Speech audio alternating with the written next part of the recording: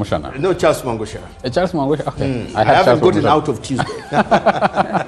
Charles, how are you? I am good. Sam, how are you doing? It's been some week in which there's been the continued fight against corruption and then this and that.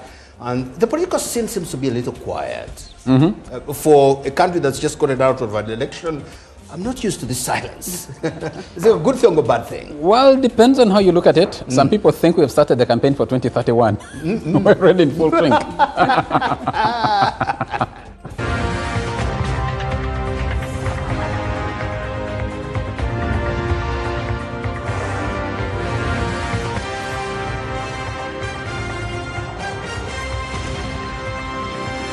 NBS Frontline. Questions about national dialogue, political tolerance, and the limits of authority have continued to feature prominently in Uganda's political arena, particularly after elections. Opposition parties have repeatedly raised concerns over arrests, abductions, the role of security agencies in political affairs, and the incarceration of prominent opposition figures. Against this backdrop, calls for dialogue are gaining renewed attention. Proponents argue that engagement between political actors could help ease tension and prevent political disagreements from escalating developments that have already seen some opposition figures flee the country. The central question whether political proclamations can provide sustainable solutions to Uganda's political challenges or whether they should be replaced with broader consultations involving government, political parties, civil society, and other stakeholders. And ultimately, can dialogue deliver meaningful results? They did not commit any offense. They did not kill anyone. Will not come to defeat us if we are determined to be free. Uganda has previously turned to political dialogue as a mechanism for addressing contentious national issues. Meanwhile, daytime drinkers are in for trouble as Minister Balaam issues tough directives. Bars, alcohol retail shops, and local brew outlets have been ordered not to open before 3 p.m.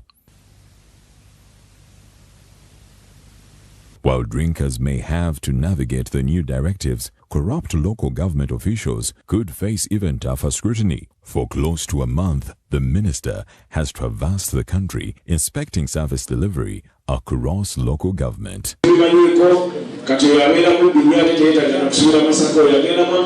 Safe to say, the findings have been underwhelming. And so we ask, does the current situation in the country warrant dialogue? And how viable are Minister Balaam's proclamations? This is the Frontline.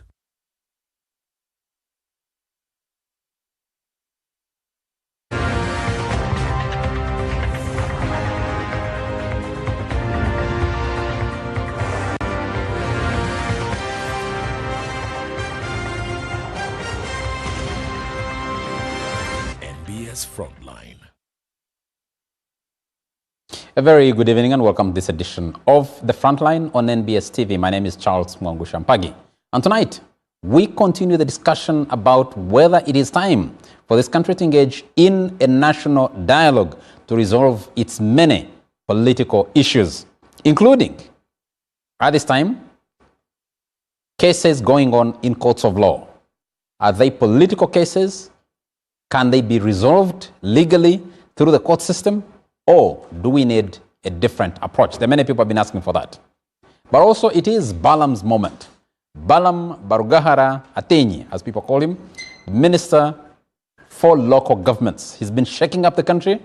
And we were attending a funeral service in Kyegegwa district yesterday. And the Reverend Father, parish priest, was invoking Balaam Barugahara and saying, what he's doing is a good job. He needs to be encouraged. He needs to be supported. And he said Balaam should actually also question priests because there are also wrong things going on in churches. But will this fight deliver the results in the fight against corruption? Is Balaam Barugahara just posturing, or is he delivering a different political message? How does his current crusade, similar efforts that Ugandans have seen, that haven't stamped out corruption in this country?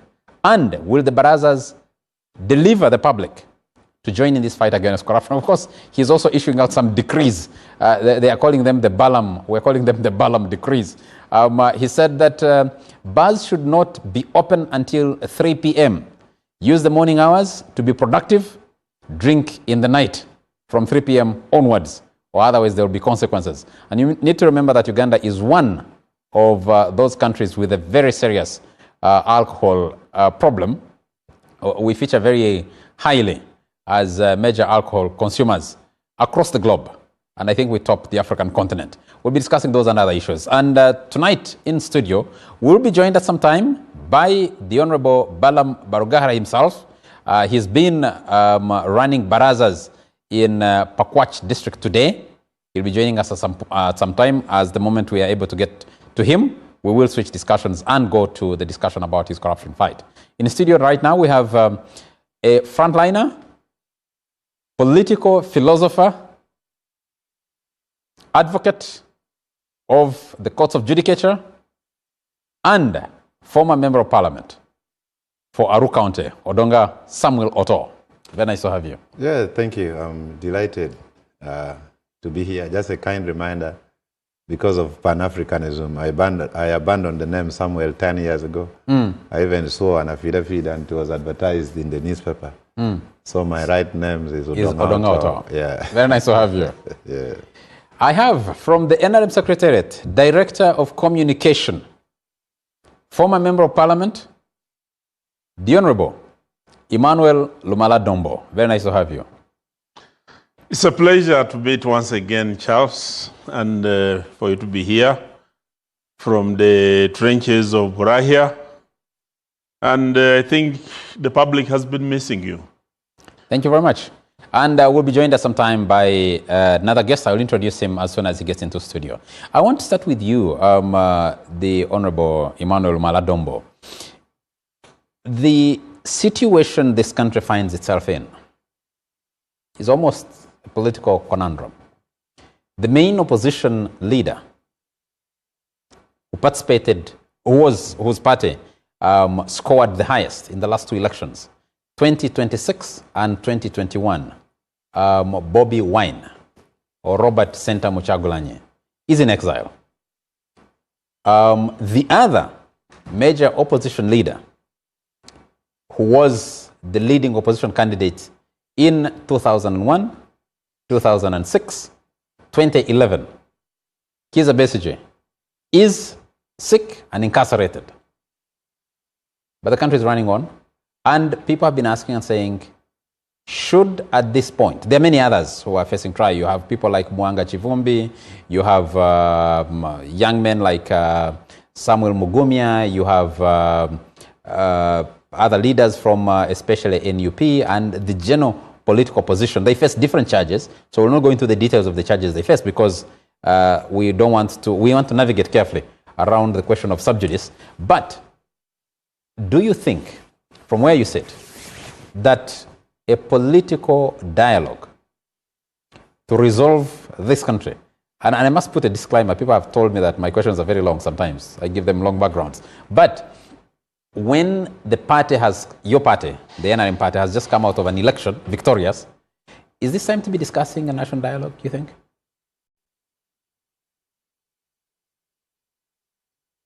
Charles, I've been in politics for some time. That's why I started with you. I entered the parliament when I was about 35 years. I was slightly above than that. And I spent a whole 20 years in the parliament of Uganda. And the nature and quality of politics since that time has progressively kept deteriorating. And I kept wondering as a person, isn't it time for us to de-escalate?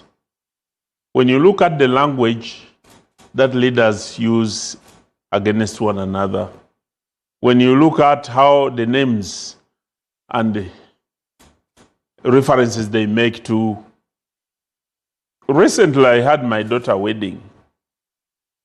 And I invited my friend with whom we had been in parliament for a very long time. But now he's in the national unity platform. And I invited him to come and join us to celebrate as family. And he said he's going to consult first before he makes a decision. On whether to appear? On whether to appear. At your private function? At my private function. And this morning I had a chat with the treasurer of the National Unity Platform. We met in a public forum at an eating place, and I said, but you people, isn't it high time for us to de-escalate? And I gave that as an example. And he also qualified it and said, but he was right, because supposing he was just sitting at your function, you just don't know the wrath that would have followed that participation. In the past, if I went to Aru or to Kitgum district, I would conveniently go and spend the night at Honorable To's place, even when he was FDC. We recently went for a by-election in the previous parliament in Oyam. And I said, why should I sleep in a hotel when my brother Ben Wacha has a house? And I rang Ben Wacha, who told me, go to my sister is at home, she will give you a key to my house. And we thought politics is just brotherhood. When Honorable Nabira was roughed up by the police in the Owino market during her work, it is me, an NRM member, who raised the motion on the floor for us to set up an inquisition into that matter. I didn't celebrate because she was in the FDC and the FDC was being molested. But when you look at the way business is being conducted in Parliament over the years now, you find that people are being more secluded, and everything is becoming private to individuals or selective organizations, contrary to the common good that politics is meant to be. What has gone wrong, in your view? I think progressively... You called it a deterioration. What has gone wrong? I think the mindset. First of all, when my brother, Honorable Besije, first came in, you know, when he was going to launch his break off from the NRM, and he went to launch... Reform agenda? The reform agenda at the Sheraton Hotel. All of us went and attended. Even when we were dissuaded. I remember Honorable Shinobe, who was the chairman of NRM caucus in Parliament, coming and talking to me and says, Dombo, make sure you don't go to attend. We said, why not? Let us go and attend and listen to what Besije says, because we have not been part of that team and we don't know what they have been doing. After listening to him, we made an evaluation and said, fine, there is reason in what he's raising, but the way he's doing it is not calling on collective action for people to move together. So over the years, I think the level of tolerance has gone down. People tolerate one another, but also the emerging leadership of various political organizations, especially the new one. They have got a philosophy of not wanting to associate with President Museveni. They don't want to mention the name. Look at iPod. The FDC, the other parties, have been members of the iPod, even when they have been disagreeing with the way things have been done. But there is an organization which came, and the first statement they made, they said for them, they're not going to be part of iPod, and they cannot be, they're not interested in taking... Are you referring to FDC or National Unity Platform? The National Unity Platform. The National Unity Platform. When they made that statement, even before they have even participated to know the nature of business and what transpires there. So I said, under the circumstances, is this the politics we're building? I'm happy that now they have reflected and agreed as an organization to come and to apply to join the iPod. And this is very good and will promote dialogue.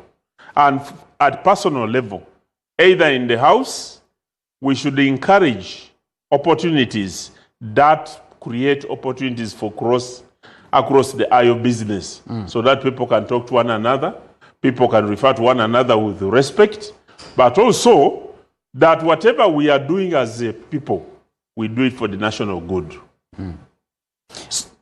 Odongato, let me come to you. You served for 20 years at the same time Dombo was in parliament, and you were on the opposition, the political opposition. What has gone wrong? Or do you think there is any problem, really, that should force a national dialogue? People in the NRM will say, we just won an election.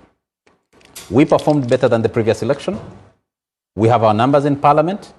We have our numbers in local government. Just allow us to work. Others are saying, wait a minute, let's have a dialogue. In a political contestation, you'd imagine the winner, give them 5 years, go back into the race. Is there a need at this point to call for a national dialogue? I joined parliament at 23. It's the only place I've worked. And my dad kept reminding me I would be unemployable after parliament. And I think he's right. And I saw these laws passing. As a student activist, we were advocating for the return of multipartism and removing Article 269, I think, then from the Constitution, which was restricting activities of political parties.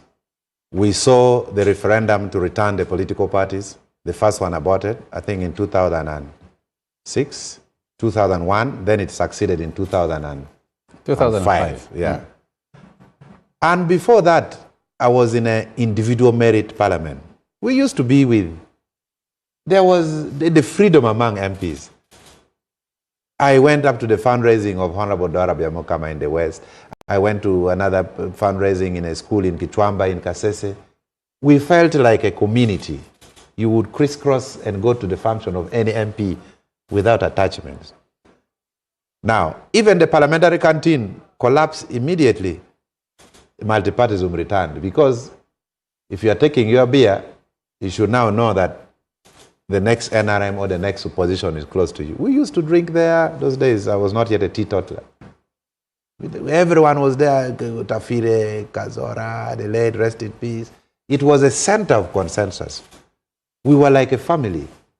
Actually, in one of the meetings, we even proposed Honorable Dombo's name to lead a new group of leaders that should ensure President Museveni exits power peacefully. I did not tell you that I was going to inform you. I hope I will not cause you problems.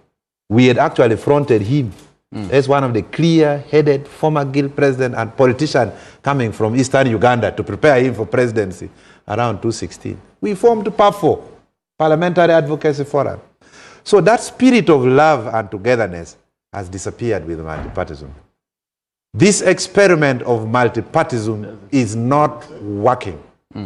The level of repression by the state, even before you talk of national dialogue, which I support, there are people who have lost family members. There are people in prison who have not been tried since 2021. Forget about this recent one of 2026.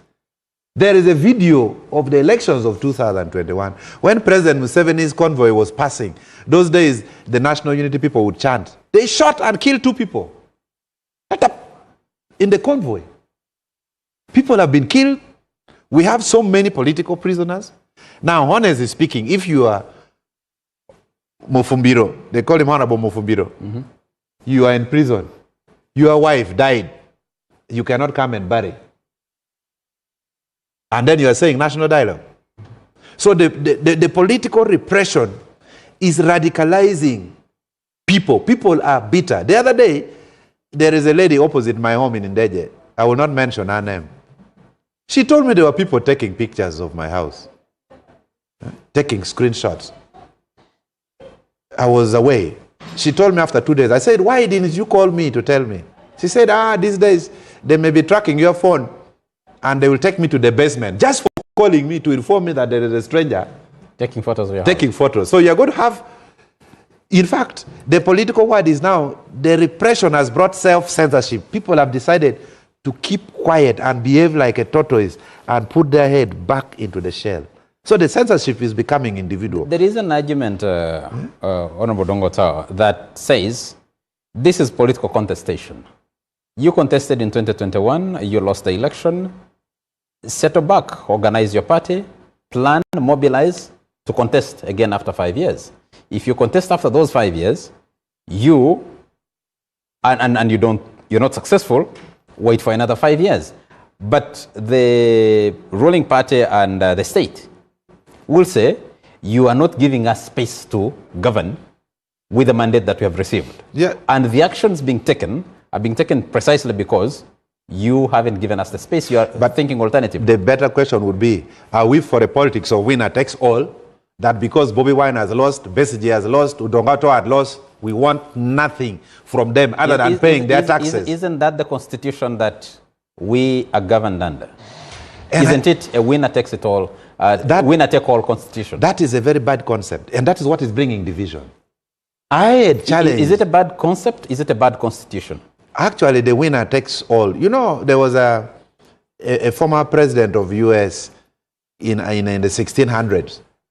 He said, majoritarianism is wrong. The fact that you are a majority does not in any way mean you are right. I can be alone, but I am right. You can be 1,000 and wrong. So I think the winner takes all system is bad. We need to have Honorable Dombo.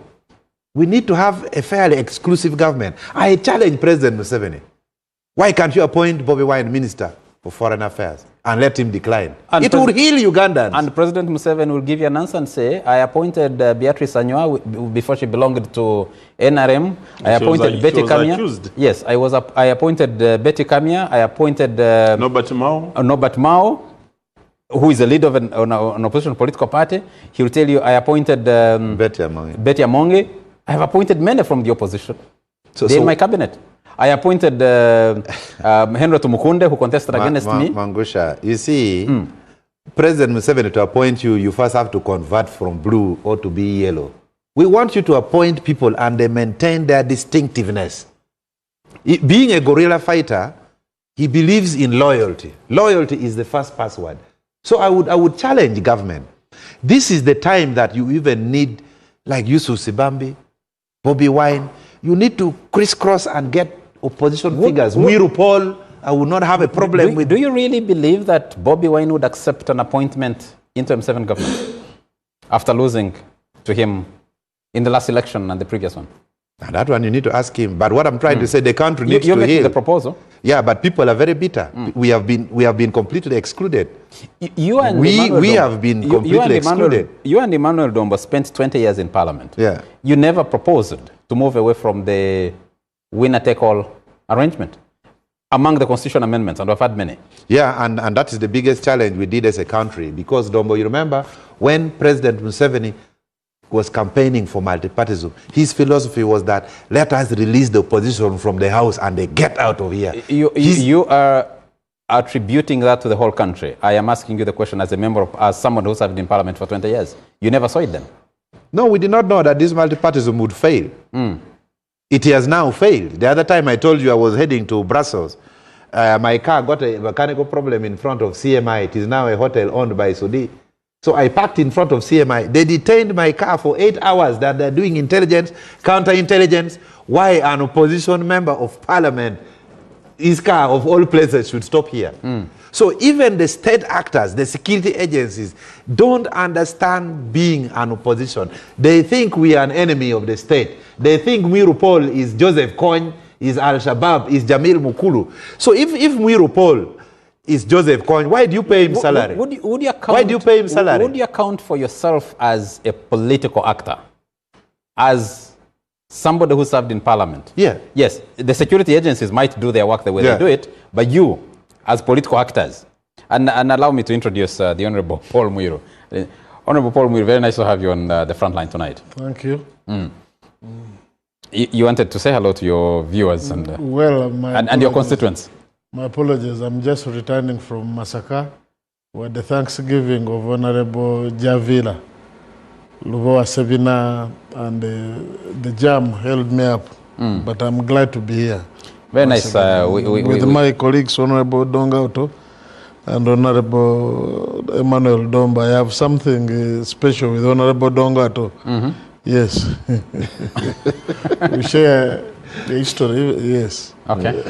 Okay, we'll come back to that. Honorable Dungoto, I do not have security people here.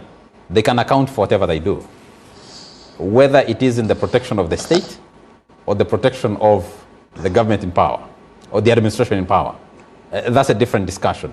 I am asking you, as political actors, you said you entered parliament at 23. You left parliament at 43? Yeah. 43. 20 years later. You need to be able to account for that time and say, I was able to see as a young man that this is the direction we're going, and these are the measures I took to try and make sure we don't end up in deterioration. No. And I would challenge Honorable Emmanuel Dombo the same. You said there's been a deterioration, and that deterioration has been under your watch. Patrick, when you are an active, but even before Dombo comes in, I think we all thought when multi-parties come and we give political parties funding, they would have rallies and would compete for power. But the moment the multi-partism came, it was not a multi-partism of inclusion. It was a multi-partism of exclusion. That's why you see people being beaten in public rallies. So the multi-partism is not working. This is a problem for all of us, Uganda. It is not opposition. It is not Museveni. It is not Bobby Wine. The multi-partism we entered in is fake. It kills people. It incarcerates people. So we need to start thinking. Maybe I would even propose that we need a referendum to go back to the movement system, individual merit system. It's not working. Patrick. All right, gentlemen, I'm afraid we'll have to switch and go to that other discussion in the fight against corruption. We'll come back to the discussion about the national dialogue. The Honorable Balaam Barugahara, we're able to get him out of his engagements in Pakwach. He's been doing Baraza's huge rally that has had. Honorable Balaam Barugahara, do we have you online now? I'm online, I can hear you, Mami. Yes, I can see you, sir. Thank you for joining us from Pakwach. How's been your day running today? Pakwach today, we were able to Hello? connect people. We were able in Pakwach. Do you have him now? In Pakwach, we were able to connect two people, three people who have swindled 900 million in the low-cost road. So the Honorable Balaam Barugahara, do we have you now? Can you hear us? Yes, I can hear you. I can hear you. I think we need to try maybe a different line or something. But we are switching to be joined. I did announce earlier that we'll be joined by the Honorable Balaam Barugahara, who is doing these crusades and issuing edicts and decrees along the way in his fight against corruption. A very interesting scenes that we have been watching over the last few weeks. Large crowds of people following him wherever he walks in these crusades, and government officials, for once in a very long time, being put on the spotlight. Honorable, I'm told you can hear me. We can't hear you in studio. Could you talk to us? And sorry about that. If you can hear me, could you speak to us? Hello? We still have... Yes. I think we still have a few issues with the connecting line. All right, thank you. We will be trying to get back to the Honorable Balaam Barugahara. And gentlemen, I'm going to request that for a moment, let's discuss this crusade against corruption. It will tie back into the need for national dialogue, because if service delivery is under strain, and that strain is being caused by corruption, and corruption is supervised by political actors, we will have to switch back to it and get to that discussion and find a meeting point of these issues. But Honorable Paul Muiro, let me come back to you quickly before we get into the discussion on corruption. Many people, you in the National Unity Platform, you have now indicated you're ready, you've written formally to join the inter-party dialogue, inter-party organization dialogue, IPOD. You've said now you'll join. For the last 5 years, you'd insisted you're not going to join IPOD for whatever reasons that you had. The bigger question is, from where you sit, do you think a national dialogue is the solution to our political question today? less than just about a year after the last election? Well, first, you see, you mix a number of things.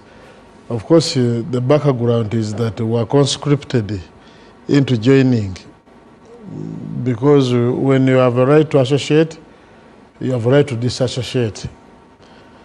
Before the amendment to the Political Parties and Other Organizations Act, it was optional for one to join, but of course they knew that our activities had been largely funded by resources from government based on the numerical strength, as Honorable Dongoto said earlier.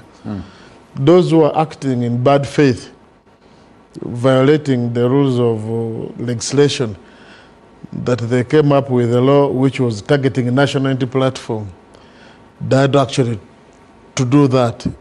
That's why, because of the conscription by law, the rest was incidental.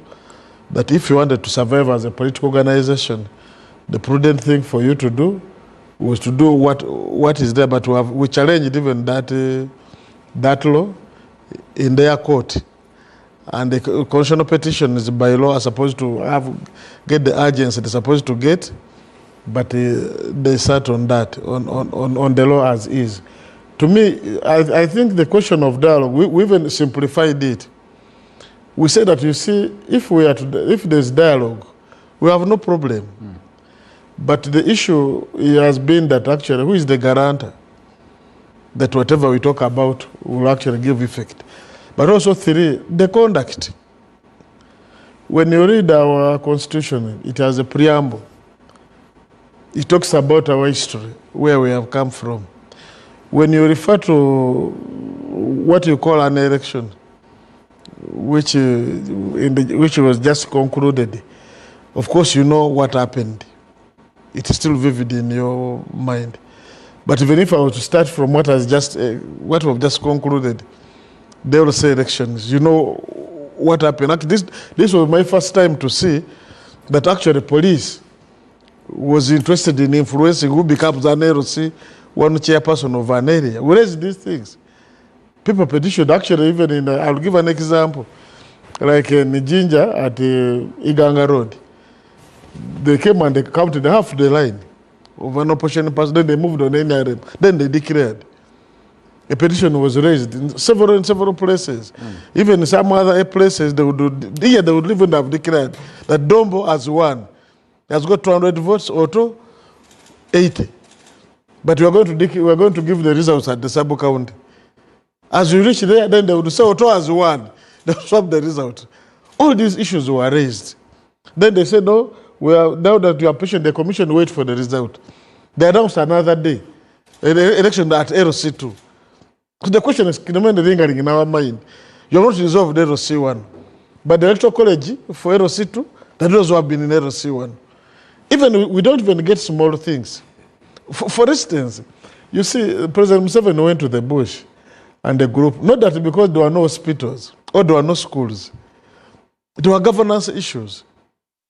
So for me, in my view, by the way, like this dialogue you're talking about, and maybe downplaying the issues as they obtain today, we talk to many people across the board, and they all know the civic space is disappearing, the human rights violations at the peak, the abductions. And when we have been raising issues to do with these abductions, and these colleagues come on the floor and they say, okay, we are going to check whether we have Amos Rangomani, even after court had issued the writ of habeas corpus. Then tomorrow they rush and charge him in the court martial. Then they release that one. Then you say, Mwanga Chivumbi. They say, okay, the Prime Minister undertakes. We shall check. Then they have produced him after 19 days. All these are just irregularities. Then the other day I was sarcastically thanking them for, even after contrary to Article 23, holding people incommunicado. They later produced them and said, okay, you also bring Sam Mugumya. They were busy undertaking, but we're going to check, and then who shall bring? Actually, the framers of the Constitution made the whole chapter on human rights. And they put the duty on everybody. But even the other point I'm making, that now we have really reached a level that even you talk about dialogue, now dialoguing with who? Because now... So let me flip the question, Honorable Muiru. The route through elections has not been successful. You've participated in those elections. And you're describing them the way you are, including LC1 elections, the local council elections, LC1, LC2. The route through dialogue, from what you're saying, seems a non-starter. So, what's the way forward? Actually, to start with, first, you continue to call them elections. Of course, you know that even, you know how our candidate was treated, Honorable Chagwanya was treated. But I think there's still some pretense that maybe that's how they have to treat presidential candidates. Even the results.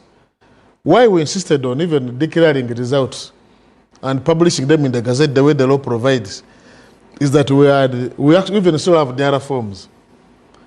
Like for me, I even went an extra mile of having a printout from the district of the results of the presidential and mine.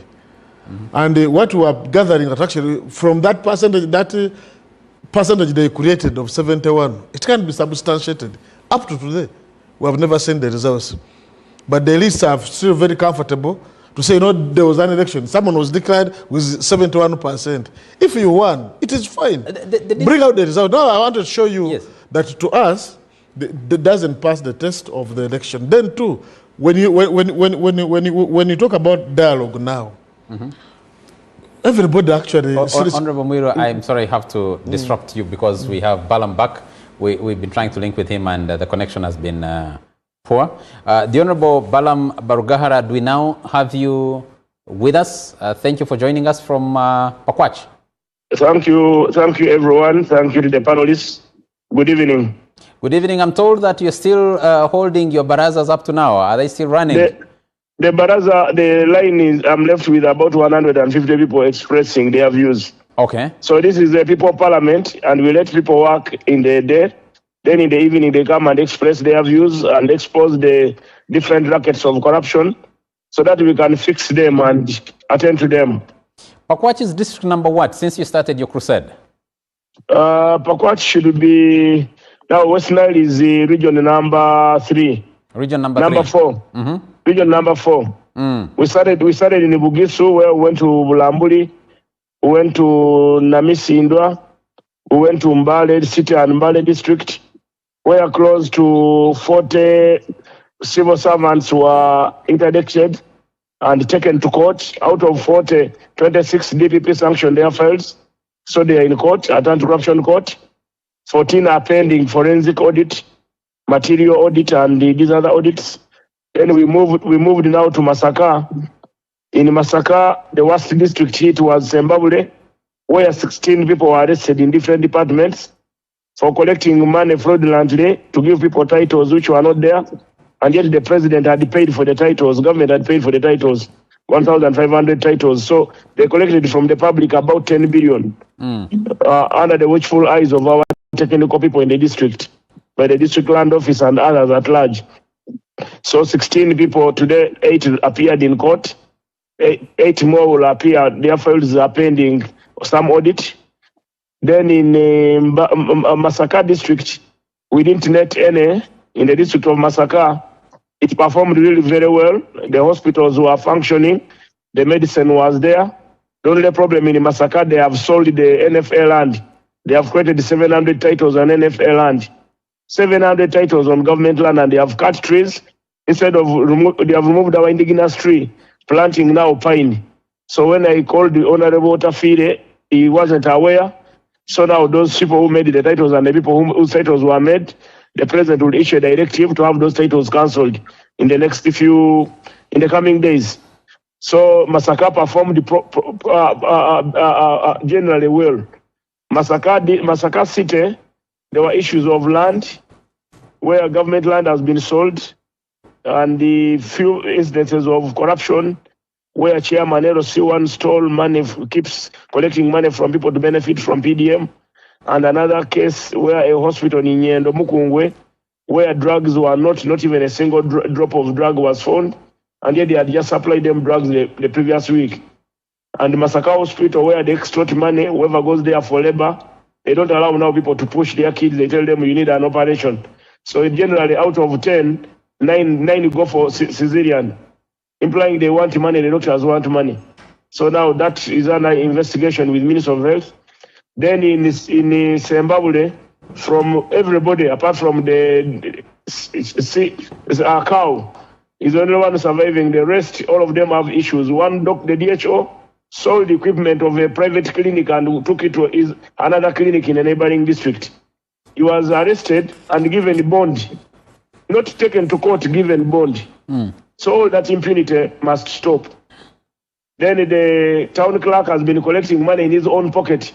Money meant for building plans, money meant for the market, the roofler money, all that money has been collecting and putting in his pocket. So I want to thank the State House Anti-Corruption team, CID, DPP, and the lawyers of State House who are supporting this operation. Unlike other operations, these operations are people-led. People inform you that, Honorable, I was charged the money for this. Honorable, this road, they budgeted for 200 million. And they said they are going to make a bridge, come and say bridge. So Zimbabwe is rotten. Then when we left Zimbabwe now, we called the leaders meeting in Kampala where we expressed ourselves on what we are doing. They needed to know what we are doing. Then now we went to Mbarara. In Mbarara, the town clerk and his technical team, they diverted the money for a road. They ate off the whole money for a road. Not only that, they built a toilet like a Bulambuli, 2 toilets not connected to sewer, no pit latrine, but they were charged 34 million, 38 million each toilet. From Mbarara, there's that the bridge, the Thomas Bridge. We counted 16 iron sheets on it, but it took the taxpayer 316 million. Each iron sheet, me as a builder, I buy an iron sheet, a plate, at 500,000. So for 16, that would amount to about 80 million less. That would be about 80 million. And a few food and a few things, they charge the taxpayer 360. Skatete Bridge. And then there's a Kanondo Uchira Road. That one, they diverted the money for the road. They ate 200 meters off the road. They never tarmacked and under Usmid. So from Mbarara, the other cases of sale of public land at Kamkuz and others, now we went to Singiro. In Singiro, government invested money under leg to build a factory, a coffee factory. Well, in Singiro, they installed a transformer, 3-phase transformer. Immediately they installed it, they removed it and took it away. Now no one knows who took it. They removed the weighing scale to measure coffee. So the machine hasn't been working all this long. And the leadership is there. So when I ask them where is the transformer, that we don't know. But you have a cow, you have all these tech production officer, you have all these important people. So all those ones are under investigation. And probably they will appear in court very soon. From Zimbabwe, we went to the mother of problems. From Isingiro again. From Isingiro. From Isingiro, we went to Buweji. In Isingiro, there are dams that have costed the taxpayer 30 billion, 15 billion, 18 billion. The dam meant to supply a whole village, 2-3 villages. It is supplying one farmer. The pump, and they commissioned it. The pump is not functioning, so it's only one farmer getting water for irrigation on that dam. There's another big dam which has cost us almost over 60 billion. That one it's not operational yet. Then when we went to Buweju, the driver, the tractor driver, the road engineer confirmed to us in Buweju that the chairman, LC5, they put 96 million on his account. And when they put the money, indeed the money was put. The driver used the 6 million. The chairman told him sign for 96 million. The driver said they cannot sign. The chairman said, you fire this driver. Let this driver get out of the system. He doesn't know what we are doing. He doesn't know we are supposed to do mobilization here. So the driver said that they fired me, but I took them to court. I won the case and they never brought me back to job. So such a driver is a hero. Then on the account of the chairperson of Buweju, a contractor who supplies material to the district, deposited 14 million shilling on the man's account. That is for him to quicken the process. That's the district chairman. They have been employing nurses who pay 8, 10 million, 15 million.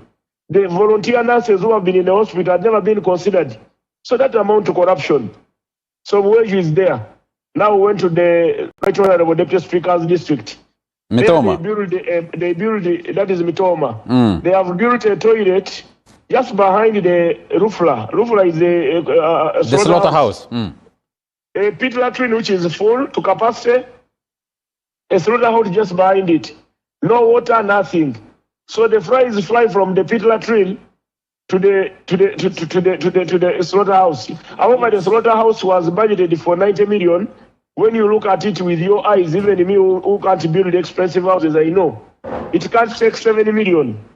But they call that one accountability. They build a heritage center which has never operated for 6 years. They are in Mitoma there. There's a bridge which costs every financial year 100 million. This bridge has no single iron bar in it. It has culverts which are lying on the ground. They put maram and then they put something which resembles a beam, but it's concrete without iron bar, not even a ring. So all these cases. Then there's a primary school earning money from government and textbooks from government, but they are not students, they are not teachers, but they send that primary school teacher fund money for teachers. They are paid. They are giving capitation grant. So this is how pathetic some of our local governments are. That is why the president has said enough is enough. Go on and attack. When there was SEC, Honorable some Balaam. members of parliament raised the issues during SEC. One of them was Pakwach, Maracha,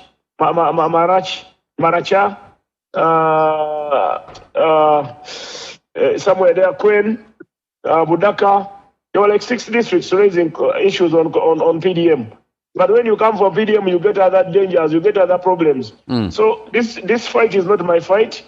It's not General Moses' fight. It's not President Museveni's fight. It is a fight for all Ugandans who want service delivery in hospitals. In Mbale, by the way, before I forget, they will sue Heritage Center 4, which is the main Heritage Center of Mbale district, the main hospital of Mbale district. They posted there 18 workers. Out of 18 workers, 17 were posted at the hospital on the same day. The same day they were given a bond to go and study. So they have not worked in a hospital for 2 years, but they are earning full salary to the main hospital. Now, if you're still in the main hospital and you put ghost heritage workers, what about the other grade 3 hospitals? In another heritage center on Nabumali on top of the hill there, we found a heritage center where the gatekeeper is the one administering, is the one putting candle on the patient, putting the drip on the patient, the gatekeeper, a compound slasher. So this is how pathetic these things are. So this fight is all Ugandans. All Ugandans join the fight. It is not my fight. It's not Museveni's fight. It's not Moses' fight. Neither is it Salim Saleh's fight. It is for all Ugandans who want sanity in Uganda. Thank you. Honorable Barugahara, I have in studio Honorable Dongaoto, I have Emmanuel Dombo, and I have Paul Muiru. My question to you, yes, my question to you is your campaign sustainable?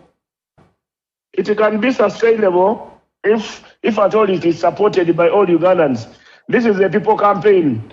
Like when I come for these campaigns, I don't spend any money on publicity. Unlike other campaigns where you have to ferry people, provide them with water, give them tents, these ones actually are giving me water. The people are tired. The people in the communities are tired. I hear you when you talk about people in the community being tired. But many people have also been questioning. Government has a lot of agencies that investigate corruption. Where is Balaam Barugahara, as Minister for Local Government, getting his information? Are you relying on the Auditor General's report? Are you relying on... You see, the most important thing, I've told you this is a people-led campaign. But I started in my beginning, I told you let's give credit to State House Anti-Corruption agents, to CID, to DPP, and to the different reports, the internal auditors, the external auditors of the different districts, and to the staffs of the district who are providing us with this information. Within the system of every district, there are people who are dissatisfied. For instance, if there is a heritage center like Busui in Mbale, you are supposed to be 14 workers. Out of 14, 7 are never there for 2 years. But they are signing for them that they are working every day. And salary is going to them. The 7 who are working day and night. Isn't that overstretching? So will they keep quiet? No, they will not. So the information we are using is people-led, the campaign is people-led, and the campaign can be sustainable as long as the people are interested in having it cleared. If they are not interested in having it cleared, it will end. Honorable Minister, many people have been watching this crusade, saying and listening to you here, declaring that somebody stole money, a bridge wasn't done on the right, with the right amount of money. They're saying Balaam Barugahara has become the investigator, the prosecutor, and the judge. What do you say to them? Charles Mwanguya, I move with the Minister of Works experts on my team. The Honorable Fred Biamkama assigned me 4 road engineers. There's 1 material auditor, there's a lab tech, and there are 2 engineers who are specialists in this. And wherever we go, they test. They even take soils to how we were able to nab the Mbale cases, the road cases in Mbala, Namisindwa, and Bulambuli. They took samples at 5 different points on the road. Took them to a lab in Mbala and a lab at Makerere and a lab at Ministry of Works in Chireka. They tested and confirmed this has never been Maram, this is ready soil. Good for growing beans. So is that stealing or misappropriation? There is a presumption of innocence in this country. No, it's under okay. the Constitution. That is why when you see, Mwangusha, when I find a problem, I'll tell you this is not right. And I will tell State House and Corruption, the investigating agents, DPP, please carry on. Maybe you may need to get some more information from him. The rest is up to them. I don't have a cell in my car. Let me just ask you. I move with a very small car. I don't have any police cell with me. And I don't have a court. One quick question, and then we'll take a break. And I request you to kindly stay on the line. One quick question. No, but I have a rally. People on the rally. Okay, let me just put this question to you before we allow you to go back to your rally. People say, or there is an argument, that corruption in this country appears to be systematic. That what you're dealing with are what a judge has previously called small fish. That you're leaving the big fish stuck up in the hierarchy of government, up to cabinet level where you sit. The most important thing, Charles Mwanguya, I'm a minister of local government. The only, out of 83 million shilling, I'm in charge 83 trillion. My ministry is in charge of only 11 trillion or less. However, as a minister of local government, I'm supposed to clean the local government where the poor live most. So I will focus on cleaning my department. Then others can also clean their departments. So this is a concerted effort. Right Honorable, both is cleaning parliament. Let every minister clean his department as I clean the village where I was allocated. Honorable Paul Muir is actually offering you help here. He says, you're actually in charge of only 6 trillion because 5 trillion is recurrent expenditure. Yeah, you see, no, in charge of 6? Yeah, he's in charge of 6, but out of 6, 5 is recurrent. In charge of 740 billion for development. Out of that, the money that may be reaching local government now is less than 2 or 3. Correct. It's 700. Okay. Yeah, there is an argument also that we've seen this before. We saw this with the State House Health Monitoring Unit of Dr. Diana Twine before she became permanent secretary at the Ministry of Health.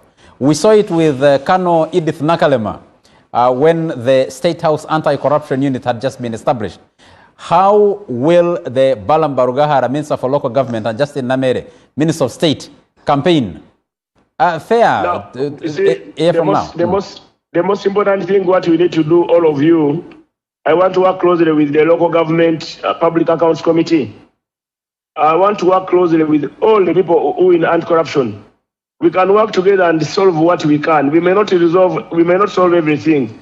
Just like Honorable Muir has informed you, what I control is too minimal. But if all ministers do their job, if all people come out and do their job, if everyone comes out and say enough is enough, I think we can control the stealing by 50%. But as of now, Honorable Dongo talk and give you how much, Auditor General's report, how much was stolen last financial year. Honorable Muir, you could be having that information. 10 trillion. 10 trillion. But did you know you are giving local government, which has the population of Uganda, the biggest population, they are earning only 5, as you have mentioned. Imagine we got all that 10 trillion and added on the 5. Won't our local government have better roads? Won't our hospitals in local government have drugs? Won't our schools have enough teachers who are not ghost teachers? Won't we have enough classrooms? So it is a concerted effort. We should not let's not regularize corruption, that things can be as usual. Let me try my part, because I'm a tenant in that government. I'm not the founder of the government. I'm just a tenant. I'm given an assignment today, and tomorrow I can be removed, but I should be remembered that when I was a minister of local government, I went to Panyamur village, where people ate money for a road, and I was able to highlight it out that these people ate money for a road. I went to Panyamur Area Center 3 today. I shed my tears. They built a kitchen at 350 million. They don't have a theater. How do you build a chicken? Where you cook food from? 350 million. And you don't have a theater. You don't have a theater in a hospital. A hospital with over 30,000 people. In that Panyamur has over 30,000 people, residents. Let me go back to the question I put to you earlier. When you have a situation, an incident like that, is it a problem of the local government, or does it go back up the chain? You see, local government has a hand because most of the projects are supervised by local government. But then there are central government projects like those dams I was mentioning. The dams I was mentioning, now this Panyamur Health Center was contracted by the central government, by Minister of Health. But the health center, the ceiling fell on patients. The health center, they budgeted for solar, which doesn't exist. So I mean, all those ones involved in that saga, they must be held accountable and investigated and taken to court. It is a lot of things, but with time, people will come out patriotically. If there are many patriots, they will come out and support and do what we can. Of course, I cannot be the Inspector General of Government, I cannot be the judge, I cannot be the Chief Justice, I cannot be the Prime Minister, and I cannot be the executive and judiciary to decide, or legislature to decide. But let me do what I can. I will be remembered that lousy man tried what he could. Some of your critics saying you're being all those that you have just mentioned. But let me bring in this one quickly before we let you go. You have tickled some of your most ardent supporters the wrong way by putting a ban on bar opening to 3 p.m. Now, you see, you're chasing away your supporters. The people have been sharing you. We need to strengthen transparency, public accountability, community productivity, and responsible regulation of alcohol and betting activity in local governments. Our young people wake up early in the morning at 7, like you saw NBS. Yesterday you were in the movie, covering people holding 2 bottles in their hand. What time do they work? They are given money for PDM to get out of poverty. They are drinking it. They drink. If you drink from 7 a.m., what time are you going to work? Those are the thieves you find snatching phones, breaking into people's houses. They are not working. So accordingly, I thought it is important people to apply the Constitution of the Republic of Uganda 1995, the Local Government Act, Cap 138, and the Trade Licensing Act, Cap 101/76, as applicable to the National Lotteries and Gaming Act 2016, as amended, so that these local governments, they can create their ordinances and bylaws and other relevant laws and regulations to be made by their district respective councils, so that they can implement some of these directives to increase productivity in their villages. For instance, I went to Sinjiro. The journalists complained they don't attend the council meeting, that the cow chased them away. Now, if you chase me away, how will I know how much has been budgeted for what and where? Which road will be worked on? Which school will be worked on? So now, that one I had to inform the councils, our district councils. I had to guide them as their minister, that he should allow journalists access to the press, to the conference meetings, to the council chambers. Now, they must display budgets. Let people know the budgets. Like today I was in Panyamur, a local said they budgeted to build for us this classroom. Honorable, they never built and the money was spent. I asked the cow, can you confirm that money was spent? That yes. Where is the certificate of completion? They brought a certificate of completion and the money was paid. What kind of thuggery is that? So when you don't allow the locals to participate in the budget monitoring, it is a problem. So I said they should work on that. And protection of children. I found children during my campaign, during these rallies, children are below 18 drinking. Why should we allow our children to drink honestly? What are we grooming? Honorable Balaam Barugara, wherever you've gone, crowds are following you, but people are saying you're playing the role of John the Baptist. That there is something, that there is a greater person coming after you. I've always been John the Baptist, whom God sent to go and prepare for Messiah. So probably you need to understand John the Baptist of the Bible. So John the Baptist played a very important role, making Jesus' role work. So who is the Messiah coming after? The Baptist for a good cause. Who is the Messiah coming after you?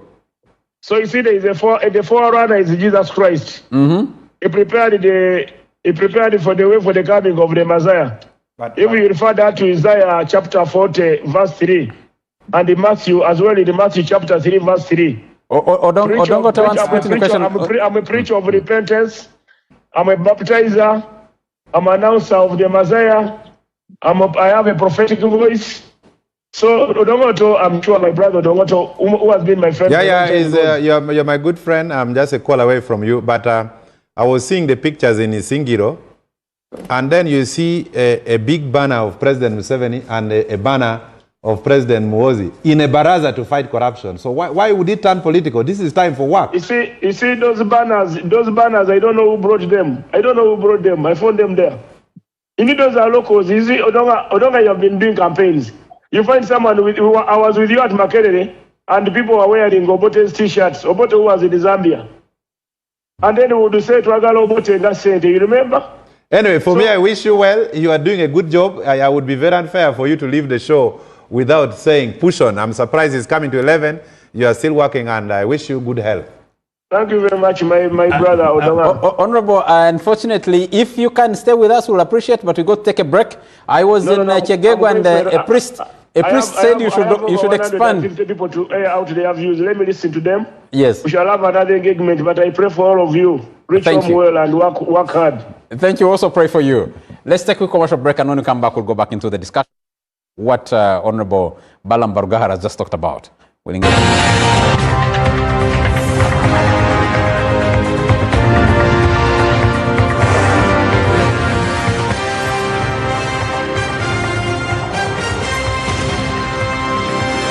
NBS Frontline.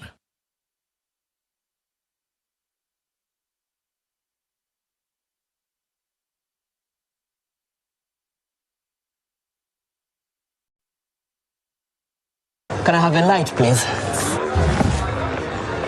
What is this? Castor Light, the best testing light. Try it. Try it, try it, try it. Da, da, da, da.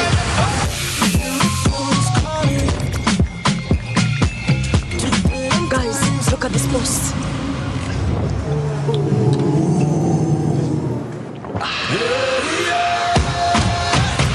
Nothing hits like extra cold. Castle Light. Try it. Why pay for someone else's repairs? Say goodbye to hidden costs and hello to peace of mind of a brand new start. Discover the Suzuki range of unmatched fuel-efficient and reliable options. From the iconic Jimny to the new Across Hybrid. Find the perfect blend of style and world-class efficiency. Upgrade today and enjoy 1 year of free fuel and comprehensive insurance, plus 2 years of free service and a 3-year warranty. Trade in your current car or choose financing to start driving as you pay installments. Don't wait. Visit the Suzuki showroom today or call 0800-211-033 to get started. Uganda is moving forward. And at the heart of that movement is the most extensive fiber network in East Africa, with more than 15,000 kilometers of fiber and over 5,000 telecom mast sites. Soliton Telmec is the backbone that enables Uganda's telecom and digital infrastructure, connecting government services, businesses, homes, universities, hospitals, banks, villages, and telecom masts. We don't just build networks. We maintain and commercialize critical infrastructure that supports national development. East Africa's leading fiber company, connecting Uganda with the most capacity. Soliton Telmec, building networks for life.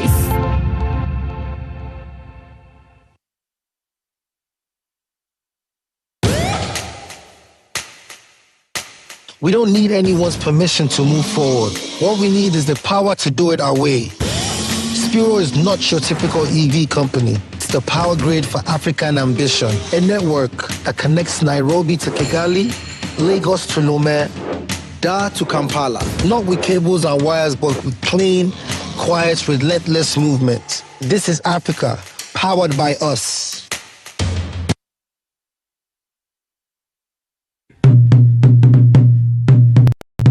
This is not just a run. This is a movement with purpose.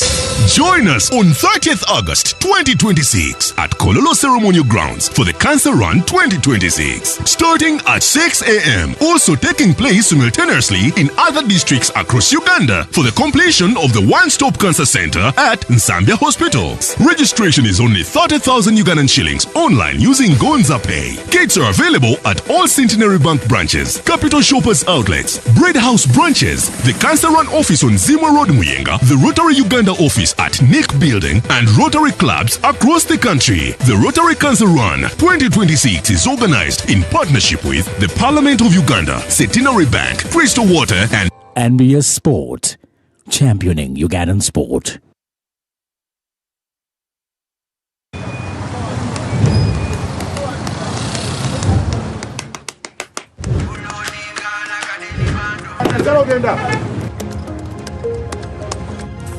And that's it for today.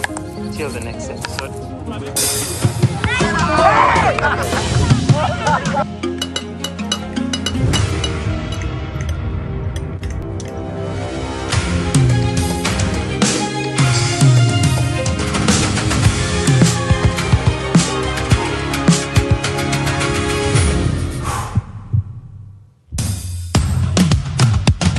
Dinga like a daily bando, like a daily bando, like a daily bando.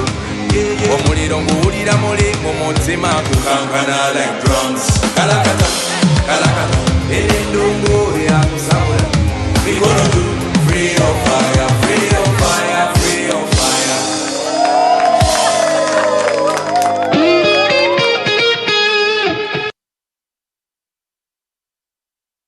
The National Mosquito Net Distribution Campaign is back. No one should die of malaria in this era. It is your responsibility to chase malaria from your home. The good news is that the government of Uganda has once again started distribution of mosquito nets under the 5th Universal Coverage Campaign, also known as the Under the Net campaign. Under this exercise, 1 mosquito net will be distributed per 2 people in every household. A village health team member, a community health extension worker, also known as a CHU, and the LC1 chairperson will move house to house to register members of the household in preparation for receiving their mosquito nets. Do not lie back. Ensure that you register all your household members to receive a mosquito net. On the distribution date, move to your distribution point and receive your net. Mosquito nets protect you and your family members from infectious mosquito bites that lead to malaria. Ensure that you receive the net, hang the net, and sleep under the net every night.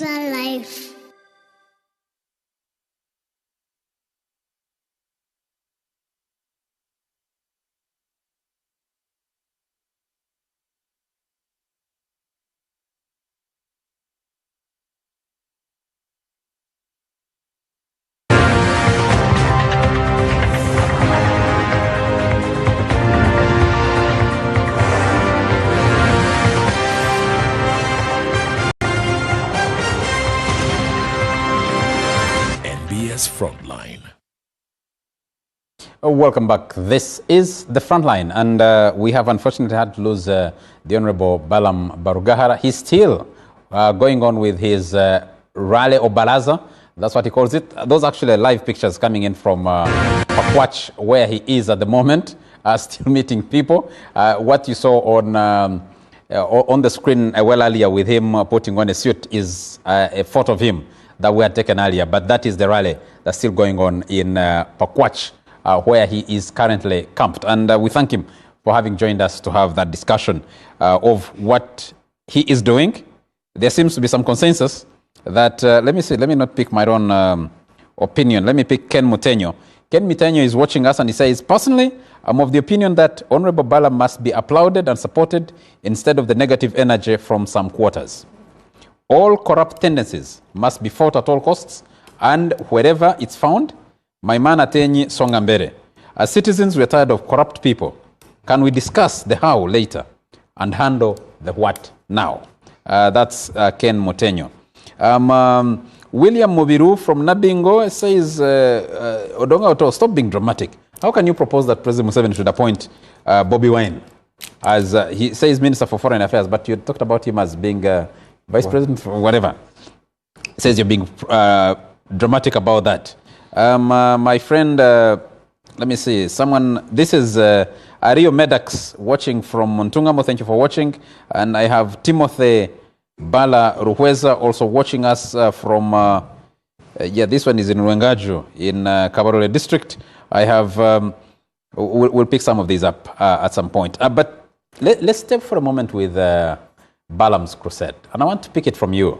The opposition chairs accountability committees of parliament. You've written reports upon reports. Corruption only seems to keep growing. Do you think the Balaam approach will work finally? What needs to be done better? Well, thank you. I think what Honorable Balaam is faced with, there are the two things the people have said messages I've referred to, the legal test and the sustainability. But before I go to that, I want to just for the benefit of the viewers to know that Parliament has made a resolution on corruption. The Auditor General has investigated the corruption cases, made the reports to Parliament. For those reports which Parliament has dealt with and given recommended Parliament passed resolutions for the executive to act on, they have only issued 30% of the Treasury memoranda. Action is taken on the corrupt. That's to start with, meaning that there's no will basing on that evidence alone. Because the question will be asked when Balaam does that, what's the end results? Because when Auditor General makes a report, Parliament interrogates and makes a recommendation, Parliament adopts the resolution. The law requires that the Minister of the government must issue action taken, which is a Treasury memoranda, and Auditor General must audit the Treasury memoranda to see whether the action taken will align with the recommendation. That's one.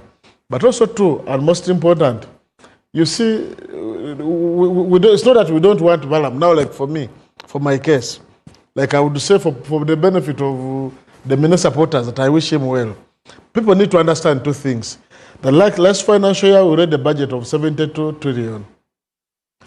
The local government got around 6.4 trillion. They got development, local government, got 740 billion. Recurrent, which is salary and allowances, got around 5.4. Meaning that now Balaam is set, because Balaam is not investigating the salary and allowances per se, other than where people did not, but is looking at largely at the 740 billion, which was for development. That's one of the big question was that now, okay, assuming all now the government effort, all the agents of government have been put under Honorable Balaam to follow the 740 billion. So who is following? The other 60-something... Isn't that the challenge he just threw to all of us? 60-something trillion. Of course, there's no will to fall up there. Because the Auditor General, because the point we are trying to make, that, okay, maybe the way Balaam is operating, is it the time to review the law? Because why would the corrupt be actually protected when they're doing all those type of things? The nature of the law, maybe the discussion must actually start. Because you see the sustainability of what we are saying, like I saw Honorable Balaam trying to do a value for money audit. Saying this toilet, when I look at it, I've looked at the BOQ, it's 90. From my assessment as in Balaam, I'm giving this. Where is the balance? You understand? Of course, you see, like in a government project, maybe what you don't know, that at every point, those big projects, the government projects normally have consultants. And those consultants issue certificates. Isn't it that bureaucratic approach to dealing with corruption? What people have called that the Auditor General, what he does is post-mortem. the money has already gone, recovery becomes a problem because it's a post-mortem. It's coming after. And what Balaam is doing is... also post-mortem, because also following. Actually, you see, we used to have the pre-audits versus post-audits, like when money is going to be spent. Of course, they tend to say they're going through the system to ensure that there is no problem.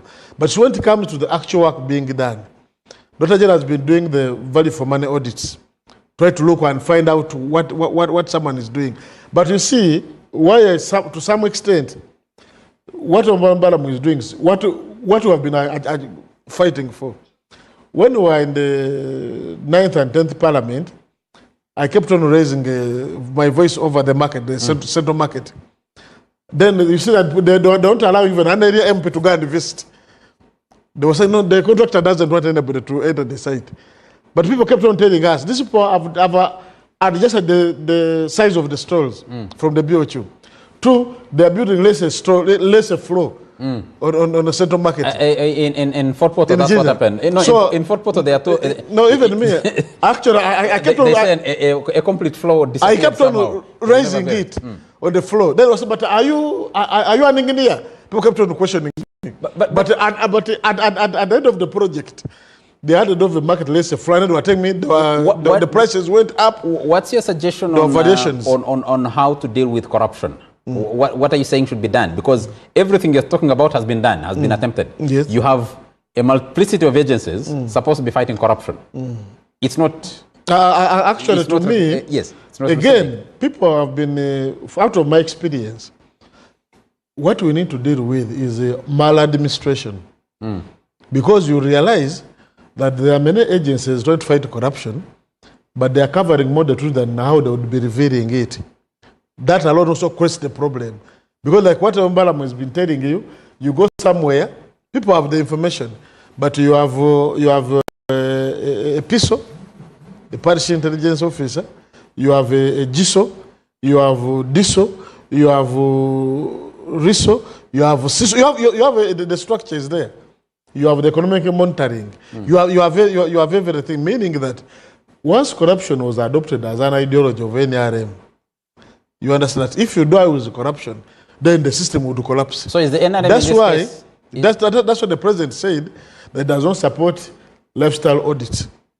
Because at the end of the day, these people steal money. Are you suggesting, therefore, that through what Balaam is doing, the NRM is abandoning its ideology? Actually, the NRM is abandoning its ideology, because what Balaam is doing is actually evidence that actually the government is under free fall, everything has collapsed. You understand? And as to whether, that's why I asked you that, okay, if what is doing is what is going to fight corruption, and is fighting for the 740 billion, why don't we see this through every sector of government where the 7 billion is? You've seen it with Fred Byamukama. Yeah, Fred Byamukama, I want to give him credit because he has moved, he has put his foot down. So we want to see this all through the government. Actually, the difference between now the power, actually even now what Balaam is doing and any other, that now Balaam is a fully-fledged team now, which is moving with. Maybe what the president can do, he can appoint him IGG. Yes, society is empowered. We also create accountability in Uganda the way they have done. Actually, in other countries like Kenya now, they have merged the accountability sector. That's why you see, like if you go to South Africa, they call the public defender. When you go to Kenya, they say accountability Kenya. The entire sector has been merged, the mandate properly reviewed, and then we streamline. This is what we must do. Then the question of theft versus the law. I'm among those who think that the debate must start. Because you meet someone, there's nothing someone has done. For instance, we've been moving on these roads. You find the road, they said they paid the contractor 100%. So, but the man hasn't done the work. Then they said, but you see, the consultant issued a certificate. Then they question you, but are you an engineer? So, but the work is not done. I am on site. You understand? Then at the end of the day, after that, this man is innocent. You understand? until he pleads or is proven guilty. So you need to follow the contractor procedure. is innocent. The one who issued him a certificate should be the one held accountable. Actually, they also, at that point, they also say, but are you unable to know that the road wasn't properly done? But I think for me... That's a discussion that happened 20, how many years ago? During the Valley Dams of Karamoja? How many years ago? They said that you are standing on the Valley Dams and they were not seeing them. But for me, the discussion must start.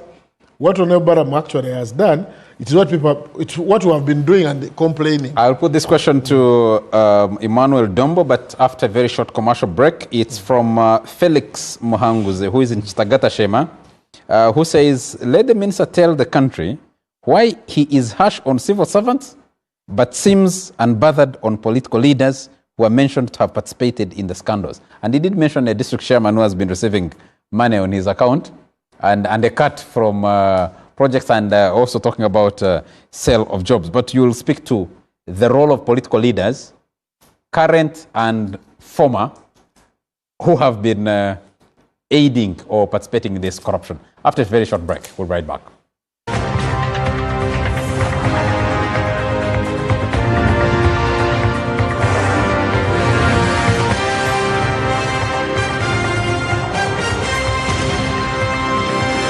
NBS Frontline.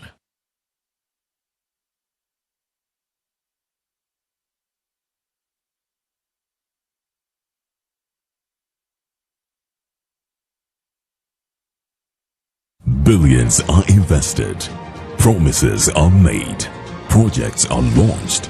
But what happens after the ribbon is cut? Are public fans delivering results? Are communities seeing the impact?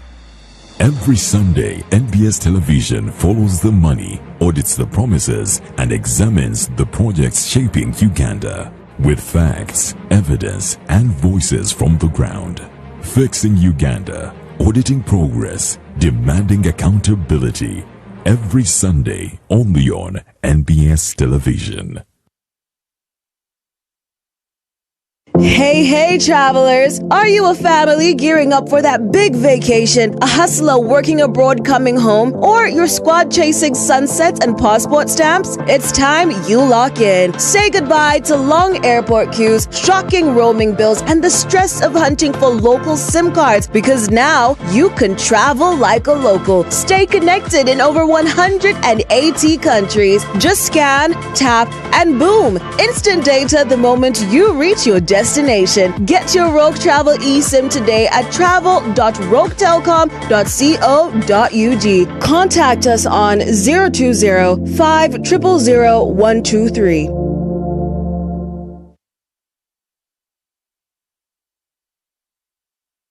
The Miss Uganda 2026 journey to the crown is calling. Are you confident, intelligent, ambitious, and ready to represent the Pearl of Africa? Register now. Log on to missuganda.org. Celebrating 15 years of true Ugandan beauty. Follow the search on StarTimes Makula Chika starting 31st of July every Friday to Sunday at 8 p.m. Sponsored by partner sponsors V&A Sherry, Vaseline, U-Home, 7 Days International, Evervest Malt, and the lead sponsor, Opain Uganda. Alcohol is not for sale to persons under the age of 18. Please drink responsibly.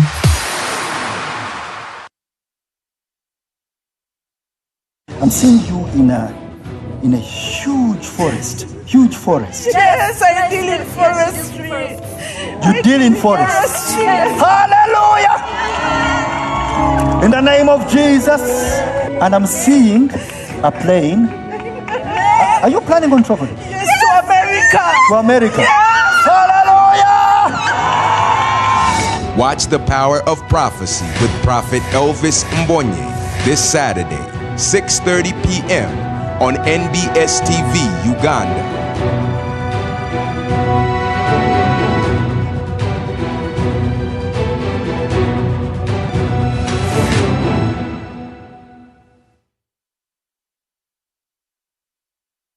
Across Uganda, the parish development model is paving the way for prosperity, helping families transform their lives through strategic farming practices, like the 4-acre model.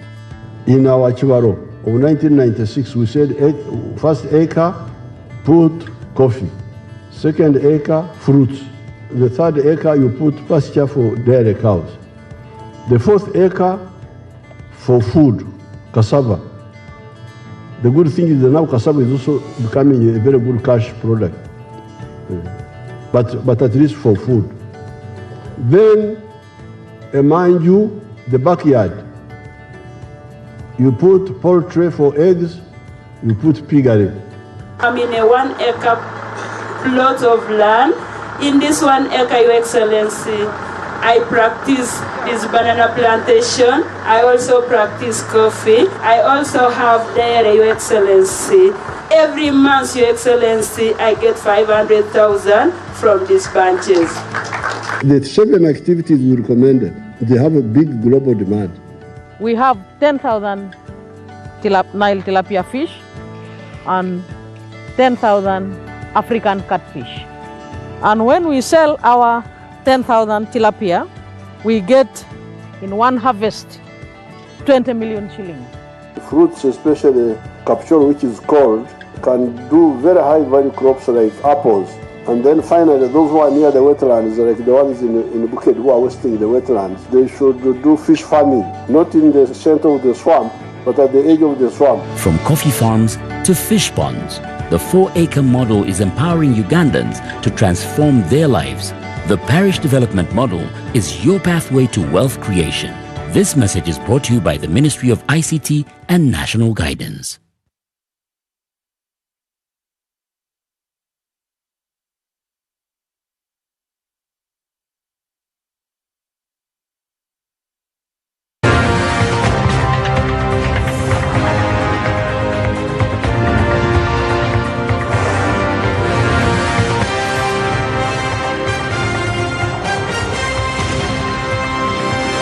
NBS Frontline.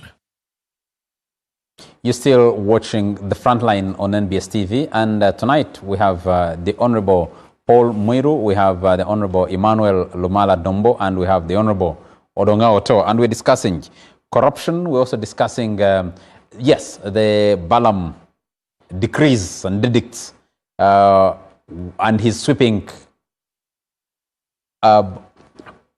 activities across the country in the fight, in this crusade against corruption. Honorable Dombo, I just put a question to you. Someone is asking, you're dealing with technocrats. In Mitoma, Balaam was putting the district education officer on the spot over some head teachers who collected money, I think 200,000 from pupils to register them at a different center. And the DO didn't have an idea what was going on. He seemed to be reading from some dossier, which only him was privy to. But someone is questioning and saying, where are you leaving the political leaders? Because these technocrats are not doing this alone. Patrick, Charles, when you look at what is happening during the Balaam tours, and you see it is now 11 p.m., and you see the nature of rallies that the population are willing to come without being provided any incentives. But when their only hope is that perhaps somebody is going to save them from the corrupt officials, it shows you that there is something that is not going on properly in this nature of governance that we are providing in Uganda. Because almost at every level, at village level, we have a chairperson. At sub-county level, we have a sub-county chairperson and a Gombola chief. We even have parish chiefs. At the district level, we have elected leaders. And President Museveni has repeatedly said that the reason he left, he was not excited about chiefs. He knew that the people are going to elect their leaders, who are going to represent them. But how is all this happening when we have elected leaders in those respective areas and they either don't know what is happening or they are part of the conspiracy that is taking place? This is something that must be inquired into. Really, do the elections matter? In those elections, where you go to members of parliament, they shout and say, elect me. Where you get chairpersons LC5, and the only thing they are going to do is to sell the jobs. That is going to happen. In answering that question, I'll give an example of what happened in Butaleja. In my district, government posted an assistant RDC called Nambiro. Nambiro comes to Butaleja and he inquires into how the fees were being levied in primary schools. Him having been a primary teacher. And he went and got statistics and the circulars from government, from UNEB and the Ministry of Education, what government is paying for, and he goes to interrogate the district leaders and the teachers why they were collecting money from the pupils when the government had already paid for the same fees to UNEB. The district council convened and they made a resolution that this man should be transferred. And indeed, he was transferred. I tried to come to the president's office to talk to Mr. Kakande. He had been convinced that actually this man is the one who is corrupt and not doing his work. I tried to plead, and the impression is that I was interfering. So there is a very huge conspiracy against the population by the so elected leaders. Balgahare, the politicians' role and access to money is very limited. It's like the ministries. Where would the minister sign for money? You have seen in parliament, we have the speaker and we have other technical leaders in parliament. But the technical leaders have been charged in courts of law. But for the speaker, they are still making an inquisition. Because the speaker is not a signatory. He is not anywhere involved in money directly. Unless there is a specific accusation where somebody will say politician has done such and such a thing. Like in Mitoma, where somebody was accused of depositing money on his account, then there would be evidence. Because that is very important. I think we're talking about, I think that is in Zimbabwe. What's Zimbabwe? There must be evidence, because politicians naturally, it is eyes on and hands off, because you're not directly involved in signing the money. Honorable Dombo, there's been an argument that the push for political office through elections and the desire to keep political office is what has led to all this compromise. Forget the chiefs who are technical. Think you rely on elected leaders, and the elected leaders are looking at the next election, so they will never mind about, they will facilitate, actually. Not only that, in many districts and many areas, you'll find the technical officers facilitating the election of the next leaders. And once a chairperson LC5, for instance, has been elected with the support of a cow, of the technical officers in the ministry, the likelihood of the chairperson and his team looking at what is happening is not likely to be there. Like I was giving the example of my district, where an assistant RDC was hounded out of the district, and when he went to Mbali district, he tried to do the same when he was transferred.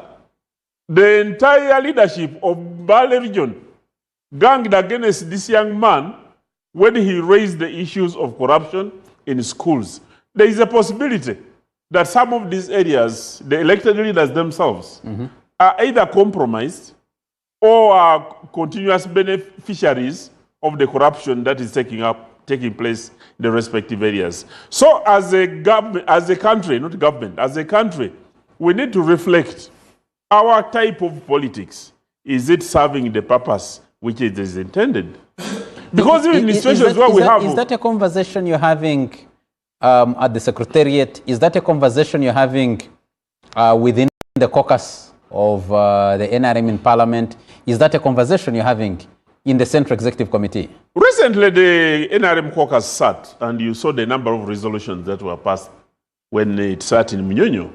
And those are the issues supporting government programs and priorities, fighting against corruption, ensuring that there is a commitment to ensure that there must be robust accountability for people to do their work. But Honorable To, you'll believe that at the time we were in Parliament, how would a member of Parliament be convinced that he would try to negotiate with an agency of government that we budget and give an agency more money so that we can follow up the money to go and sign for it? There have been accusations of members of Parliament of doing underhand things that were unheard of at the time we were in Parliament. Many PSs have been raising issues. When you look at the quality of loans being passed by Parliament, go and ask, is Parliament fulfilling the duty that they were required when it was put in the Constitution that government can only borrow money with the approval of Parliament? You go and look at the quality of loans and see whether the members of Parliament, when they go to the hotels to scrutinize the loans, whether they pay attention to what the loan is going to do, the cost of the loans, and any other issues that will prevent many MPs. Honorable Dombo, to be fair to Ugandans watching you, especially the younger ones, should you be asking questions? Shouldn't you be telling us what has gone wrong? No, people are just corrupt. What has driven people are thieves. People have just become corrupt. How did we get here? People have progressively become corrupt. Even the institutions of government. We have the Auditor General's office. Just ask yourself, how would what happened in Parliament happen when you have an Auditor General who is making a follow-up of what is happening in Parliament?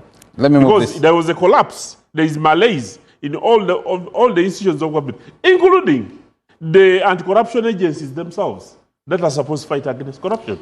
Thank you. Let me bring this to Odonga Oto as we move. Let me first take a message from Bahati Fred, who's watching us. He says, thank you so much. I strongly support my brother Balaam. I'm writing a proposal to the President and to the Speaker of Parliament to amend the law in relation to academic qualifications from Chairman LC1, LC2, LC3, Councillor at the sub-county, Councillors to LC5, to the district. Chairman to Parliament should be bachelor's degree, and the starting salary for LC1 should be 500,000.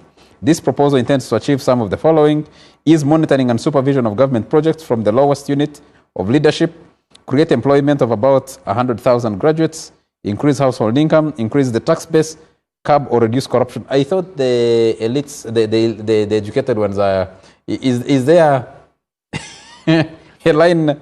And Charles, let me tell you, when you look at the loans that government has been borrowing and you hear what is happening in these local governments, you begin wondering, do we really need to borrow money in order to service the programs of government? Let's throw that the money that we have would be able to suffice. Odonga, you answer that question. You see, during the LRA, they had war. They had few guns.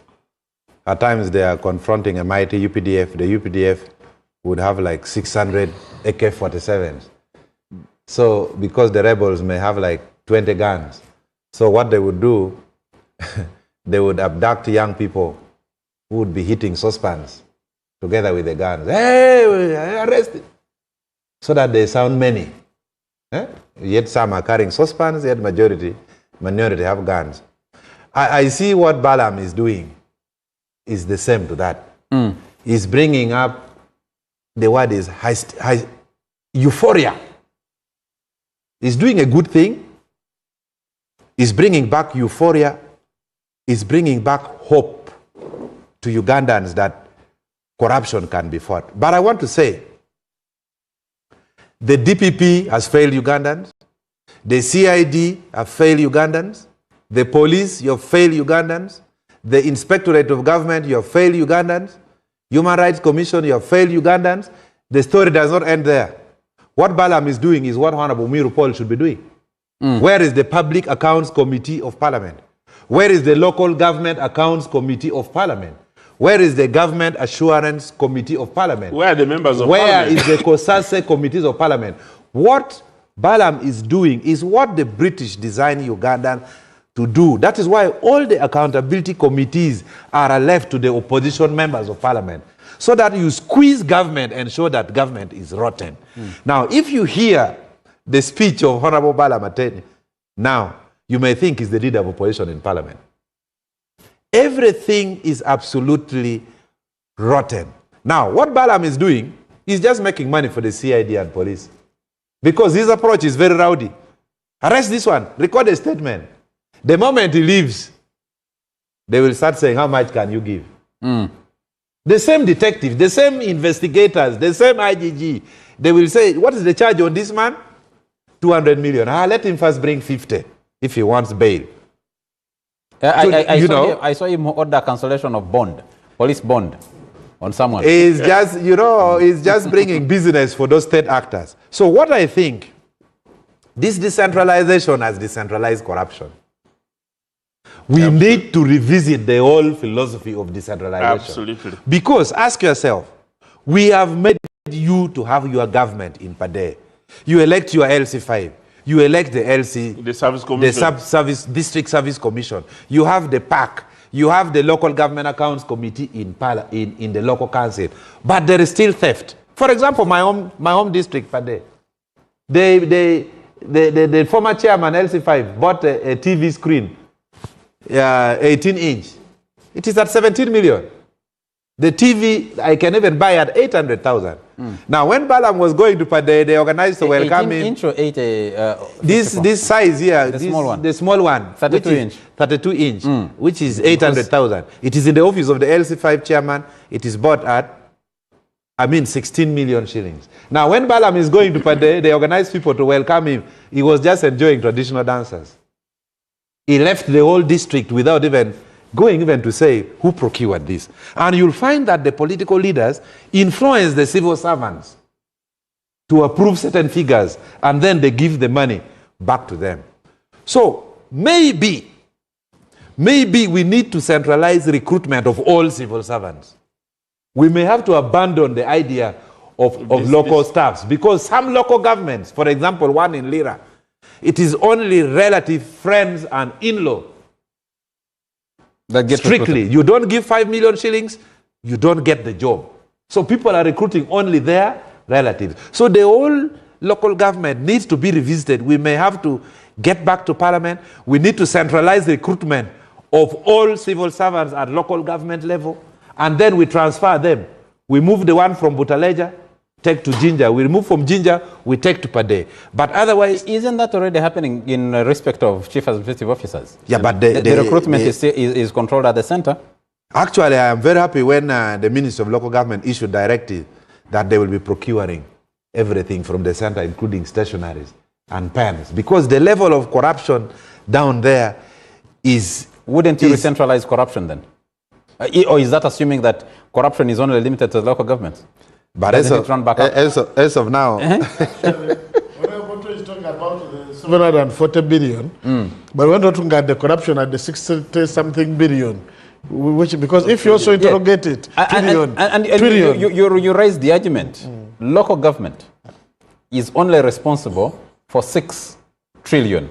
Out of that 6 trillion, 5 trillion is recurrent expenditure. Salaries and allowances. 740 billion. Development budget. 740 billion. 740 billion. You see, Balaam is just a workaholic. But this is just local government.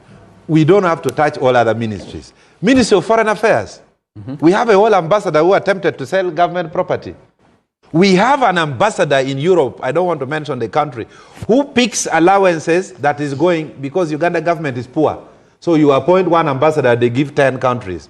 So he picks allowances that is leaving Canada, going to Sweden and Norway, and then the driver drops him to the airport. Then immediately, the driver comes back with the Ugandan flag to the embassy. Then he leaves the airport, he does not take the flight and comes and sleeps in a lodge. While he has the allowance in the pocket. Jumps into a taxi. He jumps in a taxi. We even have a cow who removed the whole engine of a local government vehicle, brand new, and put in his. Eventually, even became a member of parliament. Time is running out. We need to be getting out of here. Are you sure? Yes. Maybe this is the solution. Colleague Solomon Serwanja decided to run for LC1. And he actually won in a village called Wamutakude. By 1 vote. Yeah, he won by 1 vote, but he won. And he says, he tweeted earlier today and said, we have started our 3-day retreat with the Wamutakude LC1 committee members at the Nagalale County house to work on a 5-year strategic plan for the village. And he's appreciative of, and you need to read the comments below this tweet on X, and maybe that's where you need to get. Maybe but this was where the people who are practicing corruption, it's not because they are less educated. These are highly educated and well-positioned human beings. And the challenge is that we need to do a rethink. We need extraordinary ways like Balaam is trying. And perhaps we may need a serious dictator to come in and actually, as we conclude, we just need to amend the law and bring back the death sentence. And death sentence should mean actual execution in less than 60 days. So that when people see some of these thieves being executed, they will find it a very risky business. As of now, it is not risky. You can steal money and bribe your way, bribe the police, bribe the judiciary. You are an advocate, and Honorable Muiru and myself. Should be the law. Yes, but the death sentence is still very much alive. No, but the actual execution. Who was the last execution? It's still very much alive. It is up to the president now. Pardon? The way they are doing it, of course, they can sentence you to death by hanging, but the execution now is what it needs to be. People need to be executed. Because the murder of the children in Okello was sentenced to death. The murderers of Susan Magara, 2 of them, sentenced to death. And death sentence now means you stay there for 20 years. No, the life sentence is actually life. Yeah. Yes. So they should be hanged. It is usually committed, but Charles, no, what I'm saying what is will happen? You said the priest in your place. What did the priest say? The priest said Balaam should be encouraged to go on, and he said, even come to the church. Now, that is the problem. That the problem is far much bigger if the priest can confess like that to his audience. I see the problem a little differently. That everybody seems to want to kick the can, and why Balaam is causing all the star he's causing now is because he's acting. He's not kicking that responsibility. Charles, let me maybe underscore one thing. The effect of corruption, the other time I was speaking about it, like for instance, when you look at the road sector, we have 561 kilometers in the country. But out of that, it's only 8,800 which is paved, which is tarmacked. 150,000 kilometers is gravel. But the cost of tarmacking a kilometer now, asphalt 4 millimeter inches is 5 billion. That if you divided, yes, a kilometer, if you divided that 5 billion by, if you divided the 10 trillion, which we lose annually, by the 5 billion, you'd have 2,000 kilometers stolen every year. If you multiply by the term of 5 years, that would be 10,000. 10,000 kilometers. And if you multiply by the number of times this have been here, you'd have had like 80,000 kilometers, which is just stolen like that. Well, as you say that, it's just as simple as that. You know, they just no, it may not be directly like that because the president, even the collection wasn't like that. The president, in the earlier times, the president, the minister for works have told us that why we've been suffering with that bad road, Mitiana Movende, that they've been working on forever. And the deterioration of the section beyond that, especially Kiegegwa to Kienjojo, is because some people have been eating the man, and you know, they delay the road, it never gets done, and no one is held accountable. But Mugonero Charles says, can Honorable Balaam also pay a visit to Namutumba district, because there is too much embezzlement in the service commission of the district, at the district, and also in many schools, mainly secondary, government-aided schools.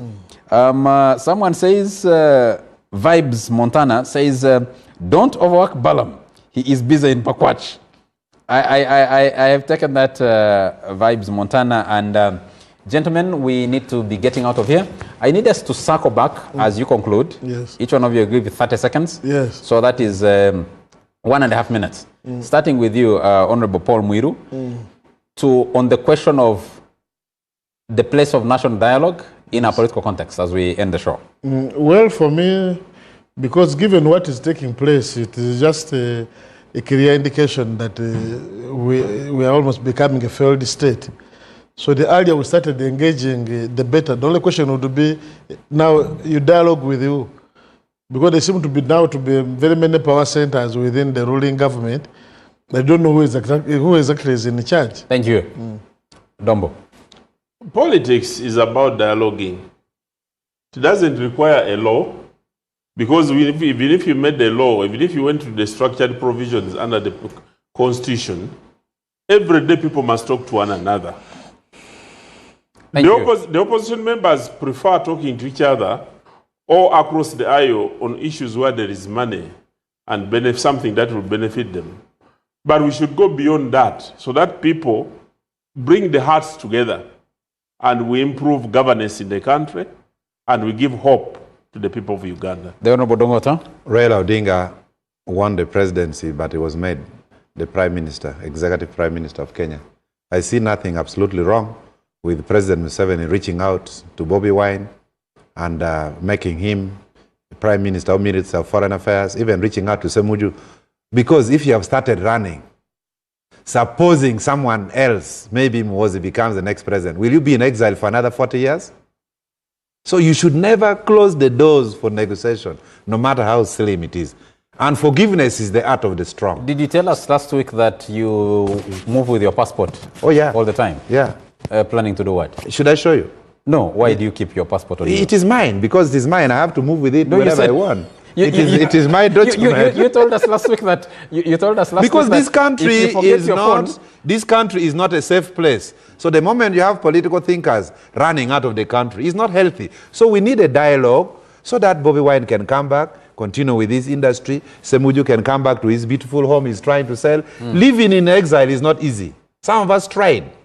So we should never close the doors for dialogue. Any sane human being.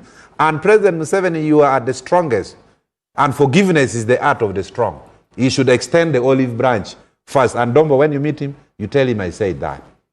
He's watching. He's watching, and he'll also be given so you have heard. You should start by forgiving Lukwago, forgiving Besigye, and conditionally releasing political prisoners. We are tired, we have lost election, let us go home and dig and Our do time other is things. out, we need to be getting out of here. You can continue watching NBS on MTN TV, of course, and the many other platforms that we have.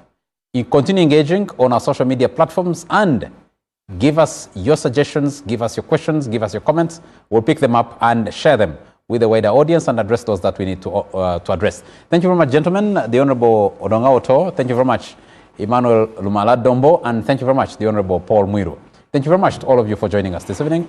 Do join us again next Thursday.